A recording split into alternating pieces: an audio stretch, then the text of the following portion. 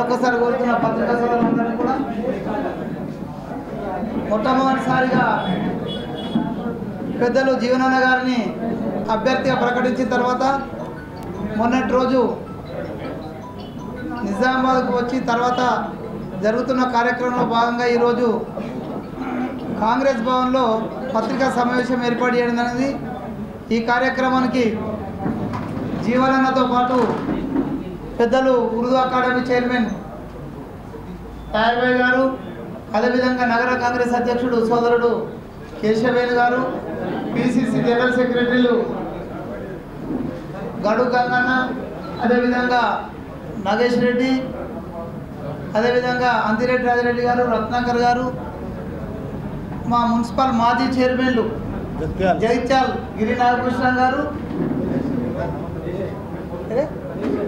దేశాయి గారు, NSA president, NSA సోదరుడు అవేజ్, మా టెక్నికల్ టీమ్ మెంబర్ అవేజ్ గారు, అందరికి కూడా స్వాగతం పలుకుతూ పత్రికా సోదరులను ఉద్దేశించి మాట్లాడాల్సిన పెద్దలు జీవనన్న గారిని కోరుతున్నారు. క్షమించాలి, వాస్తవంగా మన 1 o'clock అనుకున్న ప్రెస్ కాన్ఫరెన్స్ డిజిపల్లిలో ఒక అత్యవసరమైనటువంటి అక్కడ కార్యకర్తల సమావేశం ఉన్నందుకు జాప్యమైంది. దయచేసి పాత్రికేయ సోదరులు అన్ని భావిస్తుందని చెప్పి కోరుతూ, నువ్వు రేపు రాబోయేటువంటి పార్లమెంట్ ఎన్నికల్లో కాంగ్రెస్ పార్టీ అభ్యర్థిగా ముఖ్యంగా నిజామాబాద్ జిల్లాకు చెందినటువంటి సీనియర్ కాంగ్రెస్ నాయకులు పెద్దలు సుదర్శన్ రెడ్డి గారే కానీ, చాతల భూపతి రెడ్డి గారే కానీ, జిల్లా కాంగ్రెస్ అధ్యక్షులు ఇలా మానాల మోహన్ రెడ్డి గారితో పాటుగా తాహర్ బిన్ నందాని గారు, నగర కాంగ్రెస్ అధ్యక్షులు కేశవేణి గారు, బడు గంగాధర్ గారు, రత్నాకర్ గారు, ముఖ్యంగా మన సునీల్ గారు అక్కడ బాల్కొండ నియోజకవర్గానికి కాంగ్రెస్ పార్టీ అభ్యర్థిగా పోటీలు ఇచ్చినటువంటి సునీల్ గారు, ఆర్మూర్ నియోజకవర్గం చెందినటువంటి వినయ్ రెడ్డి గారు, పెద్దలు షబీర్ అలీ గారు, వారి నిజామాబాద్ కేంద్ర గీజీతో శాసనసభ్యుగా పోటీలు ఇవ్వడం జరిగింది. వారు కానీ, మిత్రుడు మహేష్ గౌడ్ గారు కానీ, మధు యాషి గారు గతంలో ఈ ప్రాంతానికి పార్లమెంట్ సభ్యుడిగా ప్రాతినిధ్యం వహించారు. ఆకుల లలిత గారు శాసన మండలి సభ్యురాలు, మిత్రులు అనిల్ గారు మాజీ శాసనసభ్యులు, సీనియర్ కాంగ్రెస్ నాయకులు అందరూ నాగేష్ రెడ్డి గారు, సుదర్శన్ రెడ్డి గారు, అందరి అభిప్రాయానికి అనుగుణంగా ఎన్నికల్లో ఏకాభిప్రాయంతో వాళ్ళ అభ్యర్థితో నిర్ణయం చేయడం. ప్రిలిమినరీ మీటింగ్ ఏదైతే మొదటి సమావేశం నిరూపణ చేయబడి జరిగిందో కార్యకర్తల ఉత్సాహం చూస్తుంటే నాకు ఈ ఎన్నికల్లో నిజామాబాద్ పార్లమెంట్ నియోజకవర్గం కాంగ్రెస్ పార్టీ నిలబెట్టుకోవటం పట్ల విశ్వాసం కలుగుతుందని చెప్పండి. వీళ్ళు ఏ రాజకీయ పార్టీ కానివ్వండి, ఇది జాతీయ స్థాయిలో నిరూపబడుతున్నటువంటి ఎన్నిక కాబట్టి జాతీయ స్థాయిలో పోటీలో ఉన్నటువంటి కాంగ్రెస్ పార్టీ కానీ, భారతీయ జనతా పార్టీ కానీ వారి యొక్క ఆలోచన విధానాలను ప్రజానికం బేరీ వేసుకుంటున్నారు. ఇంకొక రాజకీయ పార్టీ బీఆర్ఎస్ ఒక ఉద్యమ పార్టీగా 2 పర్యాయాలు అధికారానికి వచ్చి ఉద్యమ ఆకాంక్షలను నెరవేర్చడంలో ఏదైతే నిర్లక్ష్యం చేయడం జరిగిందో ప్రజానికం మార్పు కోరుకోవడం, ఆ మార్పుకు అనుగుణంగా రాష్ట్రంలో కాంగ్రెస్ ప్రభుత్వం అధికారం రావడం జరిగింది. మిత్రుడు రేవంత్ రెడ్డి గారు ముఖ్యమంత్రిగా బాధ్యతలు చేపట్టారు. మిత్రుడు భూపతి రెడ్డి గారు మన రూరల్ శాసన నియోజకవర్గ సభ్యులు, మిత్రుడు రేవంత్ రెడ్డి గారు ముఖ్యమంత్రిగా బాధ్యతలు చేపట్టడం జరిగింది. అంటే ఈ విధంగా అయితే రాష్ట్ర స్థాయిలో వీళ్ళు 2 పర్యాయాలు అధికారానికి వచ్చిన బీఆర్ఎస్ పార్టీ ఉద్యమ ఆకాంక్షను నెరవేర్చడంలో వైఫల్యం చెందడం జరిగిందో, వీళ్ళు ఎన్నికల్లో చేసిన వాగ్దానాలు దేన్ని కూడా నిలబెట్టుకోలేకపోవటం.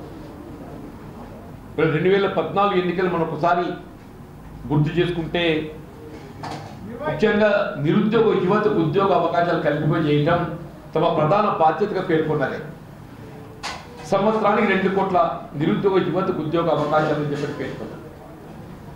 10 సంవత్సరాలలో 10 × 2 20 కోట్ల మంది నిరుద్యోగ యువతకు ఉద్యోగ అవకాశాలు కల్పింపజేయబడాలి. 20 కోట్లు కాదు కదా, 2 లక్షల మంది నిరుద్యోగ యువతకు ఉద్యోగ అవకాశాలు కల్పింపజేయబడలేదు. దానికి తోడు ప్రభుత్వ రంగ సంస్థలను నిర్వీర్యం చేసి అమ్మకానికి పెట్టడం. ఇప్పుడు ఒక విధంగా ప్రభుత్వం అంటే ఏదైతే ఒక వ్యాపార సంస్థగా మారిపోయిందని చెప్పండి. ప్రభుత్వం అంటే ఒక వ్యాపార సంస్థగా మారిపోయిందని చెప్పండి.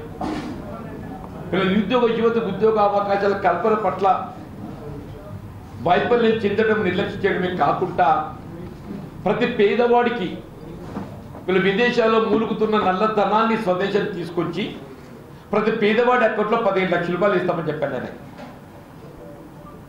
వీళ్ళు విదేశాల్లో మూలుగుతున్న నల్లధనాన్ని స్వదేశానికి తేవడం కాదు కదా, ఆ నల్లధనం అసలు ఎంతుంది ఏంటి అనేది లెక్క లేకుండా పోయిందని చెప్పి అంటున్నా. వీళ్ళు పెద్ద నోట్ల రద్దుతోనైనా వాస్తవం వెలికి వస్తుందని చెప్పి అనుకున్నామే. మనం సుప్రీంకోర్టు జడ్జి కామెంట్ చేసింది, సుప్రీంకోర్టు జడ్జి కామెంట్ చేసిందని చెప్పి అంటున్నా. ఏ పెద్ద నోట్ల రద్దుతో నల్లధనం వెలికి వస్తుందని చెప్పి భావించిందో ఆ నల్లధనం అంతా వైట్ మనీగా మార్చుకోవడానికి ఉపయోగపడ్డది. పెద్ద నోట్ల రద్దుతో ఏ నల్లధనం అంతా ఏదితో వెలికి వస్తుందని చెప్పని పేర్కొనడం జరిగిందో, పెద్ద నోట్ల రద్దుతో ఏదో నల్లధనాన్ని వైట్ మనీగా మార్చుకునే అవకాశం కల్పించిందని చెప్పండి. వీటికి తోడు జాతీయ స్థాయిలో ప్రధాన ఉత్పాదక రంగం వ్యవసాయం. జాతీయ స్థాయిలో మనం 70 to 80% ప్రత్యక్షంగా పరోక్షంగా వ్యవసాయంపై ఆధారపడి ఉపాధి పొందడం జరుగుతుంది. అటువంటి వ్యవసాయ రంగాన్ని ప్రోత్సహింప చేయడం అది ఏ ప్రభుత్వమైన బాధ్యత భావించాలి. వీళ్ళు కేంద్రంలో 2 పర్యాయాలు అధికారానికి వచ్చిన ఎన్డీఏ, భారతీయ జనతా పార్టీ వ్యవసాయ రంగం రైతాంగాన్ని ప్రోత్సహించవలసింది పోయి వీళ్ళ కనీస మద్దతు ధరకు చట్టబద్ధత కల్పింప చేయబడాలని వీళ్ళ రాజకీయాలకు అతీతంగా సంయుక్త కిసాన్ మోర్చా ఆధ్వర్యంలో సంవత్సరాల తరబడి ఢిల్లీ దేశ రాజధాని ఢిల్లీ సరిహద్దులు ఎదుగుతూ ఉద్యమిస్తున్నారు చెప్పట్టు ఉద్యమిస్తున్నారు. మళ్ళీ ఏ కేంద్ర ప్రభుత్వం అయితే వ్యవసాయ ఉత్పత్తులకు మద్దతు ధర నిర్ణయింప చేయడం జరుగుతుందో అది కల్పింప చేయడం ఆ ప్రభుత్వ బాధ్యత భావించాలి. కానీ ఎన్డీఏ ప్రభుత్వం ఏంటి, మద్దతు ధర నిర్ణయింప చేయడం మట్టుకే మా బాధ్యత, తదుపరి మీరు వ్యవసాయ ఉత్పత్తులు ఎక్కడ నమ్ముకోండి ఎవరికి నమ్ముకోండి మాకు సంబంధం లేదు. మీరు వ్యవసాయ ఉత్పత్తులు ఎక్కడ నమ్ముకోండి ఎవరికైనా నమ్ముకోండి అన్న తర్వాత నీ మద్దతు ధరకు విలువేముంటుందే, దాన్ని చట్టబద్ధత కల్పింప చేయడం ప్రభుత్వం యొక్క బాధ్యత అని చెప్పంటాను నేను. నిర్లక్ష్యం చూడండి చెప్పంటాను నేను. ప్రధాన ఉత్పాదక రంగం వ్యవసాయం. అప్పుల ఊబిలో పేరుకపోతున్న రైతాంగాన్ని అప్పుల ఊబిలో నుండి వెలికి తీసేయడానికి పంట రుణాల మాఫీ చేయాలని చెప్పి డిమాండ్ వస్తే రైతులకు పంట రుణాల మాఫీ చేస్తే సోమరిపోతాయితారంట. రైతులకు పంట రుణాల మాఫీ చేస్తే సోమరిపోతావుతాడు. అదే బడా వ్యాపారవేత్తలు అంబానీ అదానీ లాంటి బడా వ్యాపారవేత్తలు ఏదైతుందో మరి వారికి ఎన్పిఏ అకౌంట్ అనే నెపంతో ఏదైతుందో వారు చెల్లించాల్సిన బ్యాంక్ రుణాలు చెల్లించాల్సిన అవసరం లేకుండా ప్రభుత్వం నిలుపుదల చేస్తే వాళ్ళు సుమర్పుతులు కారానే. వీళ్ళు కేవలం 10ల సంఖ్యలో ఉన్నట్టుగా పెట్టుబడిదారులకు దాదాపు 10 లక్షల కోట్ల వెసులుబాటు కల్పింపజేయబడే విధంగా ఏదైతుందో ఎన్పిఏ అకౌంట్ అనే నెపంతో ఏదైతుందో వాళ్ళకు ఒక విధంగా ఏదైతుందో రాయితీ కల్పింపజేయబడడం జరిగిందని చెప్పి అంటున్నా. మొత్తం దేశంలో రైతాంగానికి అందరికీ రుణమాఫీ చేయబడాలంటే 2008-9 యూపీఏ ప్రభుత్వం చేసింది సోనియా గాంధీ గారు. అందులో 70,000 కోట్లు అయింది. 2008-9లో జాతీయ స్థాయిలో 1,00,000 రూపాయల వరకు రుణమాఫీ చేస్తే కేంద్ర ప్రభుత్వంపై పడ్డ ఆర్థిక భారం 70,000 కోట్లు. 2 లక్షల కోట్లు రుణమాఫీ చేస్తే ఇట్ మైట్ బి 2 lakh.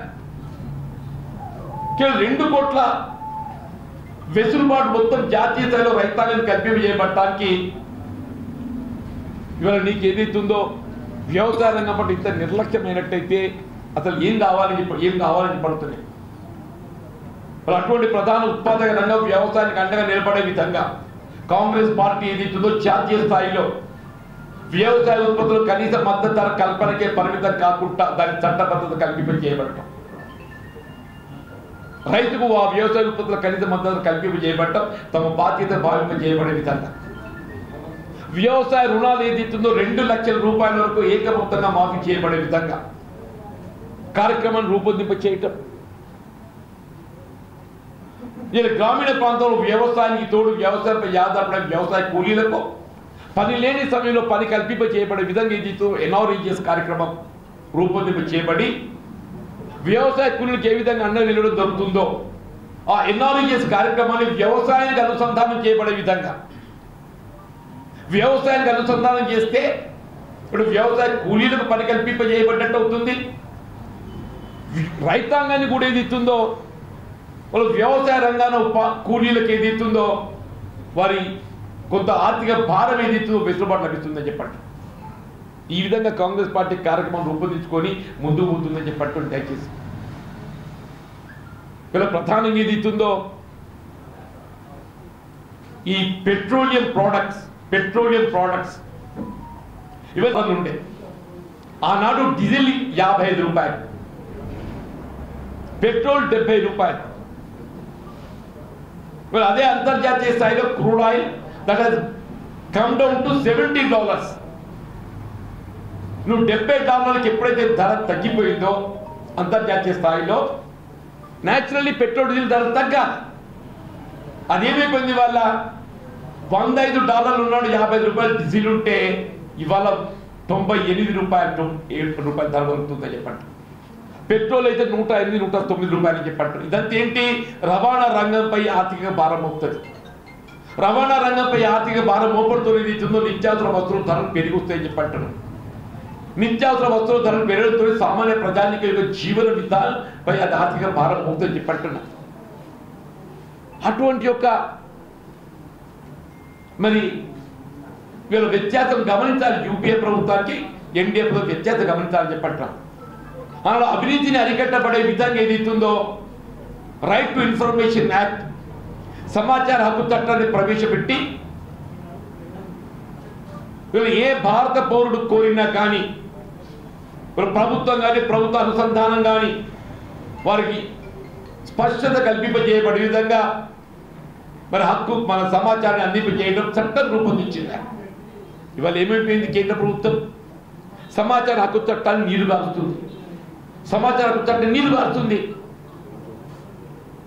అవినీతిని ఏదైతుందో అరికట్టబడే విధంగా చర్యలు చేపడితే అవినీతిని ప్రోత్సహింపజేయబడే విధంగా ఎలక్టరల్ బాండ్స్ అని చెప్పంటే నేను సుప్రీంకోర్టు మొట్టికాయలు వేస్తేనే కానీ వీళ్ళ ఎలక్షన్ కమిషన్ ఏదైతుందో వాస్తవాలు వెలికి తీసేట్టుగా అవకాశం లేకుండా పోయిందే. క్విడ్ ప్రోకో ఇది ప్రత్యక్షంగా మనకు రుజువు అవుతుంది. క్విడ్ ప్రోకో నీకది నాకిది, నీకది నాకిది. ఏ విధంగా బడా వ్యాపారవేత్తలకు ఏదైతుందో ఆర్థిక వెసులుబాటు కల్పిస్తే వాళ్ళు ఏ విధంగా వీళ్ళ అధికార పార్టీకి ఏదైతుందో ఎలక్ట్రల్ బాండ్ రూపేణ ఏదైతుందో ఆర్థికంగా సహకారం అందింపజేయడంతో కన్న కొట్టేది కనబడుతుందని చెప్పంటే పారదర్శకత లేకుండా పోయిందని చెప్పంటూ నేను ఇలా ఒకటే కనబడుతుందని చెప్పండి. ఏ విధంగా రాష్ట్ర స్థాయిలో ఇలా ప్రభుత్వం మార్పు కోరడం జరిగిందో జాతీయ స్థాయిలో మార్పు కోరే పరిస్థితి వల్ల మనకు కనపడుతుందని చెప్పంటే జాతీయ స్థాయిలో మార్పు కోరే పరిస్థితి మనకు కనపడుతుందని చెప్పంటూ నేను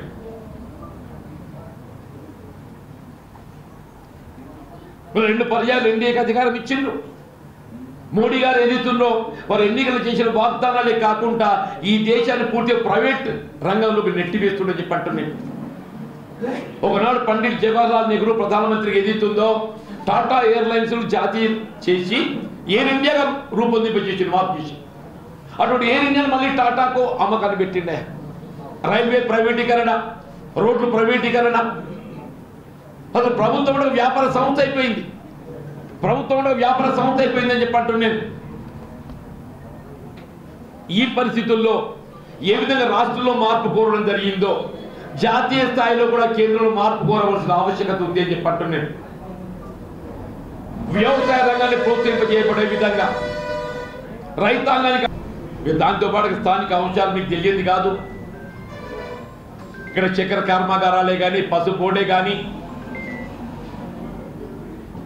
ఒకనాడు ఉమ్మడి రాష్ట్రంలో కాంగ్రెస్ ప్రభుత్వ హయాంలో ఏదైతుందో బోధన చక్కెర కర్మాగారంతో పాటు మెట్పల్లి చక్కెర కర్మాగారం ఏర్పాటు చేస్తే 2001లో ఏదైతుందో ఆనాటి తెలుగుదేశం పార్టీ మరి దాని మిత్రపక్షం Bharatiya Janata party both put together Telugu Desam party మరి దాని మిత్రపక్షం భారతీయ జనతా పార్టీ 51% వాటా అమ్మకాన్ని పెట్టింది. ఆ 51% వాటా కొన్నది ఎవరు? గోకరాజు గంగరాజు బీజేపీ పార్లమెంట్ సభ్యుడు అని చెప్పంటాడు. తెలంగాణ రాష్ట్ర ఏర్పాటు ఉద్యమంలో ప్రధాన అంశం అని చెప్పంటున్నా. ఈ ప్రైవేట్ పరం చేయబడ్డ చక్కెర కర్మాగారాలు ప్రభుత్వ పరంగా నిర్మింపజేయబడ్డ చక్కెర కర్మాగారం మూసేసి దాంతో పాటు పసుపుకు మద్దతు ధర మిత్రులు అరవింద్ గారు ఏదైతే పసుపు బోర్డు ఏ విధంగా బాండ్ రాష్ట్రం జరిగింది కాదా? ఇలా రైతాంగం ఏ విధంగా కవిత రైతు వ్యతిరేక విధానాలతో ఏదైతుందో మరి రైతాంగాన్ని నిర్లక్ష్యం చేసిందో అరవింద్ గారికి అవకాశం కల్పించిందే. ఈయన కూడా ఏం తక్కువ తినలేదు ఆయన. మొన్న ప్రధానమంత్రి గారు పసుపు బోర్డు ప్రకటించారు. అందరూ కూడా హర్షం వ్యక్తం చేసినాం, ఇన్క్లూడింగ్ కాంగ్రెస్ పార్టీ. అక్టోబర్ 23లో ఏదైతుందో జీవో వెలువడ్డది. 23లో 6 మాసాలు గడిచిందే. అసలు పసుపు బోర్డు ఎక్కడే పెడుతున్నావు? నిజామాబాద్లో పెడుతున్నావా, అహ్మదాబాద్లో పెడుతున్నావా? పసుపు బోర్డు ఎక్కడ పెట్టబోతున్నావు? నిజామాబాద్లో పెడుతున్నావా, అహ్మదాబాద్లో పెడుతున్నావా? ఇంతవరకు స్పష్టత లేదు. దాని విధి విధానాలు, దాని సభ్యులు, చైర్మన్ ఏది లేదు. ఇవాళ ఏంటి అయిపోయిందంటే వీళ్ళ పసుపు పట్ల ఏదైతుందో రైతు కొంత నిరాశతో ఏదైతుందో వీళ్ళ సాగు విస్తృత తగ్గిపోయింది. 4 ఎకరాలు వేసే రైతు ఏదైతుందో 20 గుంటలకు పరిమితం అయిపోయిండే. ఆ 20 గుంటలు కూడా ఏంటి, భవిష్యత్తులో ఎప్పుడైనా కానీ ఏదైతుందో మళ్ళీ పసుపు సాగు చేయాలంటే విత్తనం ఖరీదైంది కాబట్టి 20 గుంటలు పెట్టుకుంటే సాగు విస్తృత తగ్గడంతో పసుపు దిగుబడి తగ్గిపోయింది. పసుపు దిగుబడి తగ్గడంతో ఏదైతుందో ఇలా అంతర్జాతీయ స్థాయిలో వీళ్ళ పసుపు నిర్ధారిత విలువ ఏదైతుందో 15,000 కొంత రైతుకు ఏదైతుందో ఊరట కలిగించిందా. మేమేమంటున్నాం, ఆ 15,000 రూపాయలైనా కానీ ఏదైతే కనీస మద్దతు ధర ప్రకటింపజేయబడాలి. వీళ్ళ కాంగ్రెస్ పార్టీ రాహుల్ గాంధీ గారు సంవత్సరం క్రితం చెప్పిండు, పసుపు రైతుకు అండగా నిలబడే విధంగా పసుపు నాణ్యత ప్రమాణాలు పెంపొందించబడటానికి చర్యలు చేపట్టబడడంతో పాటుగా కనీసం 15,000 రూపాయలు క్వింటల్ ధర కల్పింపజేయడానికి కాంగ్రెస్ పార్టీ కట్టుబడి ఉంది. కనీసం మద్దతు నిర్ణయింపజేస్తామని పేర్కొనడం చేపట్టారు. ఇవాళ today also we stand for it. చక్కెర కర్మాగారాల పునఃప్రారంభం చెప్పంటున్నాను నేను. ముందు ఎన్నికల్లో వాగ్దానం చేయడం అనే కాదు, అధికారం రావడంతో మిత్రులు రేవంత్ రెడ్డి గారు గౌరవ ముఖ్యమంత్రి గారు ఏదైతున్నదో పరిశ్రమ శాఖ మంత్రులు శ్రీధర్బాబు గారి ఆధ్వర్యంలో కమిటీ వేయటం, తక్షణం బోధన చక్కెర కర్మాగారం, మెట్పల్లి చక్కెర కర్మాగారం పర్యటించి పరిశీలించి రైతుల సలహాలు సూచనలు సేకరించి వాస్తవ పరిస్థితులను పరిగణలోకి తీసుకొని ఏ పరిస్థితుల్లో కూడా 2025 చివరిలోగా 2025 చివరిలోగా ఏదైతుందో అది పునఃప్రారంభం చేయబడే విధంగా చర్యలు చేపట్టబడుతుందని చెప్పి స్పష్టం చేయడం. 2025 చివరిలోగా గానుగు ఆడే విధంగా క్రష్ చేయబడే విధంగా ఇది కాంగ్రెస్ పార్టీ యొక్క ఆలోచన విధానం చెప్పంటారు. ఈ మిత్రుడు అరవింద్ గారు ఈ మధ్య ఎక్కడో పేర్కొన్నట్టు నేను గమనించిన. చక్కెర కర్మాగారం పునఃప్రారంభాన్ని ప్రయత్నం చేస్తాను. మరి నిజంగా అంత బుద్ధిమంతుడు అయితే 5 ఏళ్ళు పార్లమెంట్ సభ్యుడిగా ఉన్నాం. కేంద్రంలో ఎన్డీఏ ప్రభుత్వం ఉన్నది. కాయల పడ్డ పరిశ్రమలను పునఃప్రారంభం చేసే అవకాశం కేంద్ర ప్రభుత్వానికి ఉన్నది. రాష్ట్ర ప్రభుత్వంతో పాటుగా కాయల పడ్డ పరిశ్రమలను పునఃప్రారంభం చేయగలిగే అవకాశం కేంద్ర ప్రభుత్వానికి ఉన్నది. But you have not taken any step. ఇవాళ రాష్ట్రంలో అధికారానికి వచ్చిన కాంగ్రెస్ పార్టీ చక్కెర కర్మాగార పునఃప్రారంభానికి కార్యాచరణ రూపొందింపజేసి వీళ్ళు క్యాలెండర్ ప్రకటిస్తే వీళ్ళు డిఫెన్స్లో పడి నేను కూడా ప్రయత్నం చేస్తానని ముఖ్యంగా గల్ఫ్ కార్మికులు అని చెప్పంటున్నా. స్థానికంగా ఉద్యోగ ఉపాధి అవకాశాలు పొందలేక కట్టుకున్న భార్యను కన్న పిల్లలను వదిలి దేశం ఉపాధి నిమిత్తం పోటు దొరుకుతుందో ఆ కుటుంబాలను ఆదుకోవడానికి ఒక కార్యాచరణ రూపొందింపజేయబడే విధంగా అంటే బీడీ కార్మికురాలని చెప్పండి, బీడీ కార్మికురాలని చెప్పంటున్నా. ఆడబిడ్డలకు ప్రధానమైనటువంటి ఉపాధి ఇక్కడ గ్రామీణ ప్రాంతంలో ఏ విధంగా ఎన్ఆర్ఓ చేసి కూలీ అవకాశం లభింపజేయడం జరుగుతుందో ఇంటి పట్టు నుండి ఉపాధి పొందే ఆడబిడ్డలకు వీళ్ళు బీడీ పరిశ్రమ చెప్పంటున్నా. మరి ప్రభుత్వం చే కల్పింపజేయబడే పెన్షన్ వీళ్ళ గతంలో వీళ్ళు పెన్షన్ కల్పింపజేయబడుతున్నట్టు కార్యక్రమాన్ని రూపొందించినప్పటికీ దానికి ఆ 2014 కట్ ఆఫ్ డేట్ పేర్కొనడంతో 2014 కట్ ఆఫ్ డేట్, ఆ కట్ ఆఫ్ డేట్తో ఏదైతుందో మరి అందరూ అవకాశం పొందలేకపోయింది చెప్పంటున్నాను. ఇలా కాంగ్రెస్ ప్రభుత్వం ఏదైతుందో ఆ కట్ ఆఫ్ డేట్ తొలగింపచేసి బీడీలు చేసే ప్రతి ఆడబిడ్డకు పిఎఫ్ గుర్తింపు ఉన్నటువంటి వారికి అందరికీ కూడా పెన్షన్ సౌకర్యం కల్పింపజేయబడే విధంగా పెన్షన్ ఏదైతుందో 4,000 రూపాయలకు మరి ఎందుకంటే పెరిగిన నిత్యావసర వస్తువుల ధరలకు అనుగుణంగా ఏదైతుందో కల్పింపజేయబడే విధంగా కార్యక్రమాన్ని రూపొందించి ముందుకు పోయేటువంటి ఒక ఆలోచన ప్రక్రియతోని ముందుకు పోతున్నామని చెప్పంటున్నా. అట్లా విద్యార్థులు, నిరుద్యోగ యువత ఉద్యోగ ఉపాధి అవకాశాలు ఇవన్నీ కూడా ప్రాధాన్యత అంశాలు ఎంచుకోవడం జరుగుతుందని చెప్పంటున్నాను.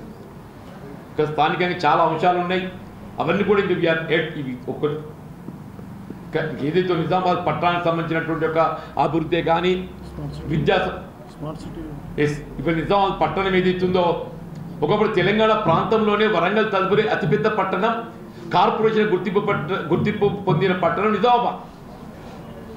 అన్ఫార్చునేట్లీ ఏదైతుందో కరీంనగర్ స్మార్ట్ సిటీగా గుర్తింపు పొందింది, కానీ నిజామాబాద్కి ఏదైతుందో అవకాశాన్ని పొందలేకపోయింది. ఇప్పుడు స్మార్ట్ సిటీగా గుర్తింపు పొందినట్టయితే మనకు కేంద్రం నుండే కానీ రాష్ట్రం నుండే కానీ నిధులు పొందే అవకాశం లభిస్తుందని చెప్పంటున్నాను. నిజామాబాద్ స్మార్ట్ సిటీగా గుర్తింపు పొందబడే విధంగా ఏదైతుందో ఇవాళ కార్యక్రమం రూపొందించి ముందుకు పోవడమే కానీ విద్యాపరంగా ఏది సదుపాయాలు పెంపొందింప చేయబడే విధంగా ఉమ్మడి రాష్ట్రంలో కాంగ్రెస్ ప్రభుత్వ హయాంలో ఏర్పాటు చేయబడ్డటువంటి ఒక తెలంగాణ యూనివర్సిటీ కానీ మెడికల్ కళాశాల కానీ మినహా తెలంగాణ రాష్ట్రం ఏర్పడ్డ తదుపరి విద్యా పరంగా ఉపాధి పరంగా అసలు చేపట్టబడే ఏ కార్యక్రమం లేదా అని చెప్పంటారు. I'm really today surprise. నిజామాబాద్లో ఇంజనీరింగ్ కళాశాల లేదని చెప్పాను ప్రభుత్వ పరంగా, వీళ్ళు మహిళా డిగ్రీ కళాశాల లేదని చెప్పని కవిత గారు ఆడబిడ్డ, ముఖ్యమంత్రి గారి తనయ, గతంలో పార్లమెంట్ సభ్యురాలు, ఇప్పుడు శాసన మండలి సభ్యురాలు. నిజామాబాద్లో మహిళా డిగ్రీ కళాశాల లేదు ప్రభుత్వ పరంగా. సాంకేతిక కళాశాల, జేఎన్టీయూ కళాశాల. మరి రాష్ట్ర ప్రభుత్వం ఏం చేసింది, కేంద్రం ఏం చేస్తుంది, వాస్తవం ఇవన్నీ గమనంలో తీసుకొని నాకు ఉన్నటువంటి ఒక సుదీర్ఘ ప్రజా జీవితం అనుభవంతో చెప్పంటున్నా. నేను 1981లో పంచాయతీ సమితి అధ్యక్షుల ప్రజా జీవితం ఆరంభించింది.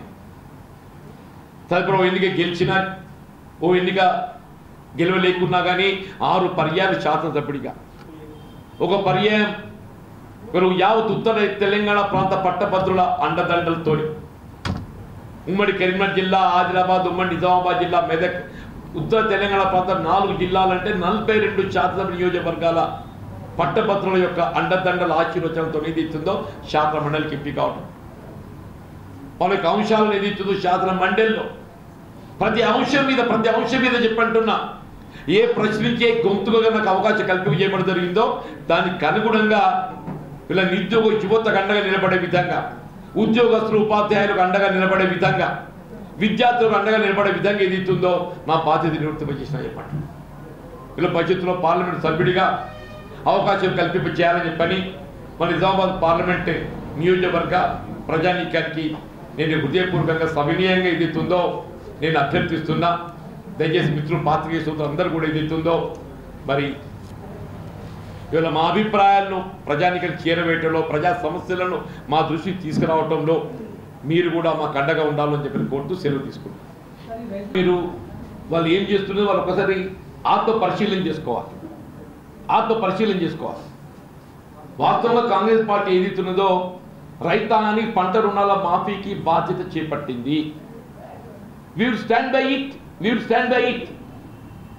రైతులు చెల్లించాల్సిన పంట రుణాలు రైతాంగం చెల్లింపు చేయవలసిన అవసరం లేకుండా బ్యాంకులకు ప్రభుత్వమే పూచీకత్తుగా రైతులు చెల్లించిన రుణాలను ప్రభుత్వం బదలాయింపు చేసుకొని రేపు ఖరీఫ్ నుండి ఏదైతుందో వాళ్ళ కొత్త రుణాలు కల్పింప చేయబడటానికి ప్రభుత్వం కట్టుబడి ఉంది, కాంగ్రెస్ పార్టీ కట్టుబడి ఉంది.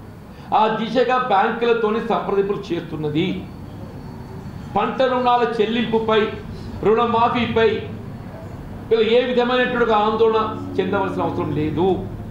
ప్రతిపక్షాలు ఒక్కసారి నేను ఇప్పుడే పేర్కొన్నా, జాతీయ స్థాయిలో అధికారంలో భారతీయ జనతా పార్టీ గతంలో యూపీఏ ప్రభుత్వం ఏదైతుందో 1,00,000 రూపాయల రుణమాఫీ చేసింది.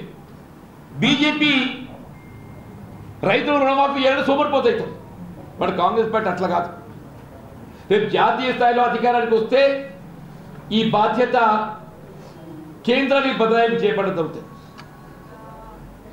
లేని పక్షంలో రాష్ట్రంలో అధికారంలో ఉన్న రాజకీయ పార్టీగా కాంగ్రెస్ పార్టీ రైతు చెల్లించాల్సిన రుణాలు ఏదైతుందో ప్రభుత్వం బాధ్యత తీసుకొని వాళ్ళు చెల్లించవలసిన అవసరం లేకుండా ప్రభుత్వం ఆ రుణాలను బదలాయింపు చేసుకొని వాళ్ళ కొత్త రుణ సౌకర్యం కల్పించబడుతుందని చెప్పట్లేదు. ఇది రుణ సౌకర్యానికి సంబంధించి నేను మద్దతు ధర కూడా పేర్కొన్న, నేను చక్కెర కర్మాగారాలు పేర్కొన్న, నేను వీళ్ళు ఎక్కడైతే పంటలు తడి ఆరిపోయి కానీ ప్రకృతి వైపరీత్యాలతో పంటలు నష్టపోతే అటువంటి రైతాంగాన్ని ఆదుకోవటానికి కొరకు అసలు బేసిక్ ఏదైతుందో కేసీఆర్ గారు సరే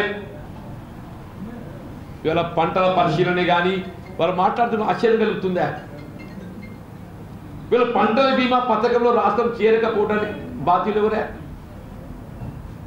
ఇలా పంటల బీమా పథకంలో గట్ట గతంలో రాష్ట్ర ప్రభుత్వం చేరి ఉన్నట్టయితే జరుగుతున్నటువంటి పంట నష్టానికి మనకి ఇన్సూరెన్స్ కంపెనీల ద్వారా పరిహారం పొందే అవకాశం ఉంటుండే కదా. నువ్వు పరిహారం చెల్లింపు చేయడానికి నీకు మనసు ఒప్పది, పంటల బీమా పథకంలో నువ్వు చేరడానికి నువ్వు సుముఖంగా ఉండవు. వీళ్ళ కాంగ్రెస్ పార్టీ జరిగినటువంటి నష్టం అది ప్రకృతి వైపరీత్యమే కానీ ఇతరత్రా కానీ ప్రతి ఎకరా 10,000 రూపాయలు ఆర్థిక సాయం చేయడానికి కార్యక్రమం రూపొందింపజేసింది. ఇలా పంట నష్టాన్ని పరిశీలింపజేస్తుంది. ప్రభుత్వ ఉత్తర్వులు కూడా జారీ చేయబడతాయి. ఇలా భవిష్యత్తులో రేపు రాబోయే ఖరీఫే కానీ రబీయే కానీ పంటల బీమా పథకం ఫసల్ బీమా పథకంలో ఇందులో ప్రధానమైన అంశం ఏంటంటే రైతు చెల్లించాల్సిన ప్రీమియం రైతుపై భారం పడకుండా, ప్రీమియం రైతు చెల్లించాలంటే రైతుపై భారం పడుతుంది. కొంతమంది రైతులు ఏదైతుందో ఆ బీమా ప్రీమియం చెల్లించలేక అందులో బాధితులు కావటం లేదు. కానీ వాళ్ళ కాంగ్రెస్ పార్టీ ఆ విధంగా కాకుండా రైతులు చెల్లించాల్సిన ప్రీమియం రాష్ట్రంతో చెల్లించే విధంగా ఇలా పంటల బీమా పథకాన్ని రాష్ట్రం అమలు చేయబోతుంది కాంగ్రెస్ పార్టీ అని చెప్పండి. ఏ విధానమే కానీ మాకు స్పష్టత ఉన్నది, మాకు స్పష్టత ఉందని చెప్పంటున్నాను. ఇవాళ ఈశాన్య ఋతుపవనాలు మొగలు స్టార్ట్ చేసుకునే మనకు పాజిటివ్గా రెస్పాండ్ కాలేదు. ఈశాన్య ఋతుపవనాలు ఎప్పుడైతే పాజిటివ్ రెస్పాండ్ కాలేదో ఎస్ఆర్పీలో నీటిని ఏదైతే పొదుపుగా వాడుకోవద్దా? రబీ సాగునీరు నీటి ప్రకటించి ప్రాజెక్టులు ఉన్న నీటిని ఏ విధంగా వాడుకోవాలో కార్యాచరణ రూపొందిస్తే ఇవాళ ఈ ఆందోళన ఉండదు కదా. కానీ ఒక్కటి మాత్రం చెప్తున్నా నేను, కాంగ్రెస్ పార్టీ ఏ పరిస్థితుల్లో కూడా పంట తడి ఆరిపోకుండా ప్రాజెక్టు ఉన్న నీరు వీలున్న వేల కేజీతో చివరి బొట్టు వరకు కూడా పంటలు కాపాడటానికి నీరు అందింపజేయడం జరుగుతుందని చెప్పి పేర్కొంటున్నాను. బోనస్ కూడా ఇవాళ ఏదైతుందో నూతన బడ్జెట్ మనకి ఎప్పుడు వస్తుంది? రేపు ఏప్రిల్కి వెళ్ళి ఆరంభమవుతుంది. ఇవాళ ఏదైతుందో రేపు ఖరీఫ్ పంటగా దీన్ని అమలు చేయబోతుంది. ఇవాళ కొత్త ప్రభుత్వం ఏదైతుందో బాధ్యత చేపట్టింది. ఇలా రబీ పంట ఏదైతుందో మీకు నవంబర్ డిసెంబర్లో చేసుకున్న పంట, కొత్త పంట మాకు ఏదైతుందో ఖరీఫ్ నుండి వస్తుంది. రేపు చేపట్టే ఖరీఫ్ పంటకు ఏదైతుందో కనీస మద్దతు ధర కల్పనతో పాటుగా 500 రూపాయల క్వింటల్ బోనస్ కూడా కల్పింపజేయడం జరుగుతుంది. This is Congress party commitment. నువ్వు చేయలేని మేము చేస్తామని చెప్పంటే నీకు ఎందుకే ఉడకపోతాను? ఇలా 3 మాసాల లోపల నిజంగా ఒక్కొక్క రాజకీయ పార్టీ ఇప్పుడు నేను బీజేపీ చరిత్ర చెప్పిందా? 10 ఏళ్ళు గడిచిందా? నిరుద్యోగ యువతకు ఉద్యోగ అవకాశాలు కల్పించినారే? విదేశాల కూతురు నల్లదాన్ని పట్టుకొచ్చిండా? పేదవాడు అకౌంట్లో 15 లక్షలు వేసిండా? కానీ కాంగ్రెస్ పార్టీ అట్లా కాదు. 3 మాసాల లోపల ఇప్పుడే అక్కడ డిచ్పేలో భూపతి గారు చెప్పడం జరిగిందని చెప్పంటున్నాను. మహిళలకు ఆడబిడ్డలకు ఉచిత రవాణా సౌకర్యం ఫస్ట్ ప్రోగ్రామ్. వీళ్ళు ఒక ఆడబిడ్డ 20 రోజులు ప్రయాణం చేస్తే 50 రూపాయలు అప్పైన రోజుకు 100 రూపాయలే. రోజుకు 100 రూపాయలు 20 రోజులకు 100 × 20 2000. 100 × 20 ఎంత అవుతుంది? 20,000. సార్ 2000 నాకు 2000 12 మాసాలకు 24,000. ప్రతి ఆడబిడ్డకి ఏదైతుందో ఉచిత రవాణా సౌకర్యంతో 50 రూపాయలు అప్ అండ్ డౌన్. అప్ అయితే 50 రూపాయలు డౌన్ అయితే కాదు, 2,000 కాదు, 1000 రూపాయలు పట్టుకోబోయా. 1000 రూపాయలు 12,000 అయితే కదా. 1000 రూపాయలు 12,000 అయితే కదా. 2,000 అంటే కొంచెం మీకు ఎగ్జాగరేషన్ అనిపిస్తుండొచ్చు. 1000 రూపాయలు 12,000. 200 యూనిట్ల వరకు ఏదైతుందో ఉచిత విద్యుత్ గృహావసరాలకు 200 × 5 రూపాయలు యూనిట్. 200 × 5 రూపాయలు 1000 రూపాయలు. 1000 రూపాయలు 12 మాసాలకు 12,000. ఉచిత రవాణా 12,000. ఉచిత విద్యుత్ 12,000. 12,000 24,000. గ్యాస్ సిలిండర్ 500కి ఇస్తున్నామే. దానికి అధిక భారం 400 ఏదైతుందో రాష్ట్ర ప్రభుత్వం బదిలాపి చేసుకుంటుంది. 400 అంటే 400 × 12 మాసాలు 12 4 45,000. 12 12 24 5 29,000. ఇలా రాష్ట్రంలో కాంగ్రెస్ ప్రభుత్వం అధికారికి వచ్చిన తర్వాత ప్రతి నిరుపేద కుటుంబానికి సంవత్సరానికి 30,000 రూపాయలు అధికంగా ఏదైతుందో రాయితీ కల్పిస్తుంది. ప్రభుత్వం ఏదైతుందో వారికి అండగా నిలబడుతుందని చెప్పి ఇది వాస్తవం ఉన్నా కాదే. 30,000 రూపాయలు సంవత్సరానికి ప్రతి కుటుంబం. ఏమే నువ్వు చెప్పు లెక్క నువ్వేం చేసినావు, నేను చెప్తున్నా ఏం చేసినావు. Let them.